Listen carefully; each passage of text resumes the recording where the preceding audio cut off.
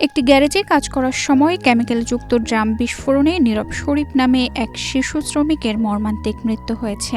বুধবার ৫ আগস্ট মাদারীপুর জেলার ডাসার উপজেলার গোপালপুর এলাকায় এমন দুর্ঘটনা ঘটে। নিহত নীরব শরীফ পশ্চিম বনগ্রাম এলাকার বাসিন্দা হানিফ শরীফের ছেলে। জানা গেছে, প্রতিদিনের মতো বুধবার সকালে গোপালপুর এলাকার একটি গ্যারেজে কাজ করছিল নীরব।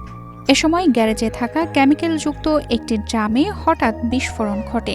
এতে সে গুরুতর দগ্ধ হয়। পরে সহকর্মী ও স্থানীয়রা তাকে উদ্ধার করে কালকিনি উপজেলা স্বাস্থ্য কমপ্লেক্সে নিয়ে গেলে কর্তব্যরত চিকিৎসক তাকে মৃত ঘোষণা করেন। ঘটনার পর এলাকা জুড়ে শোকের ছায়া নেমে এসেছে।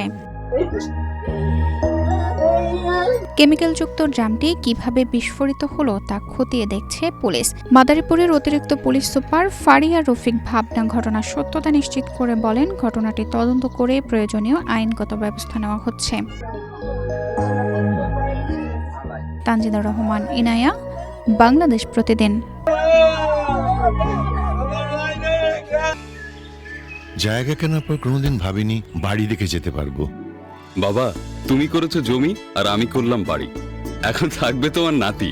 বসুন্ধরা সিমেন্টের দৃঢ় গাঁথুনি গড়েছে ৩ প্রজন্মের এক ঠিকানা। শক্তির মানদণ্ডে উত্তীর্ণ বসুন্ধরা সিমেন্ট। বসুন্ধরা সিমেন্ট, প্রজন্মের বন্ধন।